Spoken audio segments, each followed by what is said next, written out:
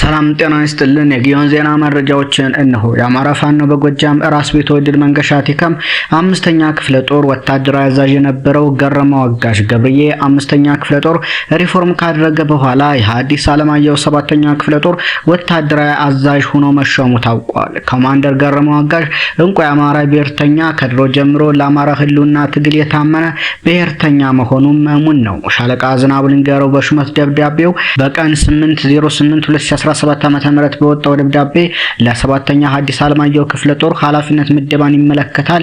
ከላይ በጉዳዩ ለመግለጽ እንደተሞከረው የአማራ ፋኖ በጎጃም ሰባተኛ ሐዲስ ዓለማየሁ ክፍለ ጦር ወታደራዊ አዛዥ ቦታው አመራር ያልተመደበበት መሆኑ ይታወቃል።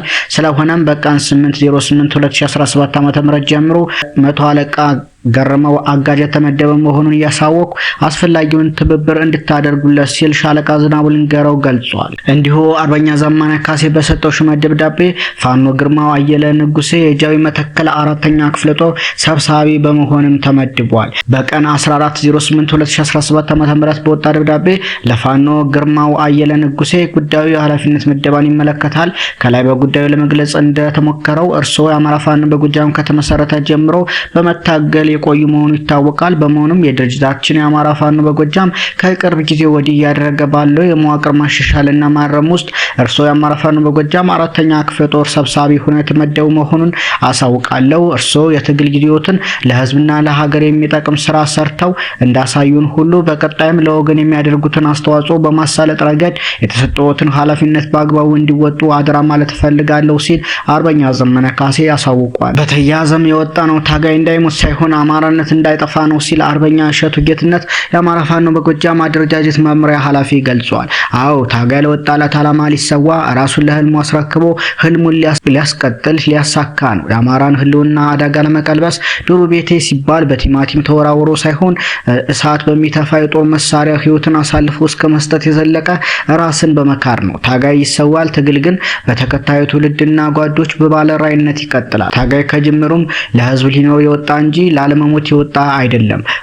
ሙቶ ሊያድን የመከራን ቀንበር ለትውልዱ እንዳይተርፍ በእኛ ትውልድ ትግል ይብቃ ይሰበር በሚል የወጣ ነው። ይህ በእንዲህ እንዳለ ሶማ ብርጌድ ድል በድል ሆኗል። የአብይ አህመድ ጭፍራ 10 መኪና ጭፍራ በመያዝ ወደ ናርጅናው ወረዳ ገደብ ቀበሌ የገባ ሲሆን መጋቢት 14 2017 ዓ.ም ከምሽቱ 1 ሰዓት ተኩል አካባቢ ከገደብ ተነስቶ ወደ ደብረ ወርቅ ከተማ በመሄድ ላይ ሳለ በሶማ ብርጌድ አናብስት ቡሽት ኮኛ ቀበሌ ላይ በደፈጣ አንዱ በማይጫና የጠላት ኃይል በቦምብና በጥይት በረዶ ዘንቦበት ሬሳውን ጭኖ ፈርጥጧል ሲል የአማራ ፋኖ በጎጃም አስታውቋል። በተያያዘም ስቦ ማስከዳቱ ቀጥሏል። 4 የመከላከያ ሰራዊት አባላት ፋኖን ተቀላቅለዋል። ኢትዮጵያውያን የአማራን ግፍና በደል አንገሽግሿቸው ትግሉን ተቀላቅለዋል። የአማራ ህዝብ ጥያቄ በህይወት መኖር፣ የፍትህ፣ የእኩልነትና የሰላም መሆኑን የተረዱት የመከላከያ አባላቱ በየቀኑ የፋኖን ትግል እየተቀላቀሉም ይገኛሉ።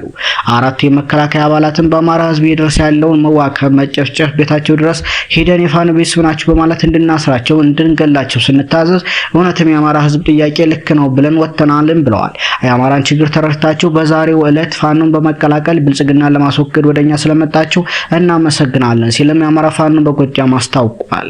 ይህ በእንዲህ እንዳለ የአማራን ህዝብ በመክዳት ህዝባቸውን ለጠላት አሳልፎ በሰጡ 2 የሚሊሻ አባላትና በአባኮስተር ብርጌድ ጠቅላይ ሻለቃ አባል ሆኖ ሲታገል የነበረ ለቢቸና ከተማ መረጃ ደህንነት ሻምበል ወለላ መረጃ ይሰጥ የነበረ ሆድ አደር ባንዳዎችን አባኮስተር ብርጌድ በቁጥጥር ስር አውሏቸዋል። በቁጥጥር ስር የዋሉትም ማናየ ምናል መስፍኔ ቢቸና 05 ቀበሌ ኮማንደር የነበረ አሰፋሪው በዛ ማህበረ ብርሃን ቀበሌ መረጃ ሰጪ እንዲሁም ይወጉ ይበይን ውባል ባንጃ ሸረር ቀበሌ ምንሻ የነበሩ ናቸው ሲልም የአማራ ፋኖ በጎጃም አስታውቋል። ይህ በእንዲህ እንዳለ ፋሽስት አገዛዙ ቆቦ ከተማ አገልግሎት ጽህፈት ቤትን በሰዓት ሙሉ በሙሉ ማውደሙ ታውቋል።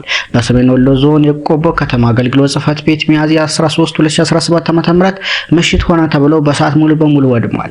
በክልሉ ከፍተኛ ብልጽግና መር የመሬት ወረራ ዘመቻ ቁንጮ ላይ የሚገኙት ቆቦ ከተማ በጥቂት የፋሽስቱ አገዛዝ ሽማምንቶች ህገወጥ ደላላዎችና ይሄ ጊዜ አልፍም አይነጋም የመሰላቸው ባለሀብቶች ቅንጅት የተዘረፈው የህዝብ ሀብት እንዳይታወቅ በሚል መረጃ ለማጥፋት ጽህፈት ቤቱን ሙሉ በሙሉ አውድመውት ስለሆነም የህዝብ ሀብት ተዘርፎ ተድበስብሶ ተዳፍኖ የሚቀርበት ሁኔታ እንደሌለና ጊዜውን ጠብቆ የህዝብ ሀብት ለህዝብ መሆኑን እንደማይቀር እየገለጸን የአማራ ፋኖ በወሎ ቤተ አማራ ይህንን ጉዳይ በጥልቀት በመመርመር በማጣራት ጸረ ህዝብ የሆኑ ወንጀለኞች ላይ እርምጃ የሚወስድ መሆኑን ለህዝብ ማሳወቅ እንወዳለን ሲልም የአማራ ፋኖ በወሎ ቤተ አማራ ገልጿል።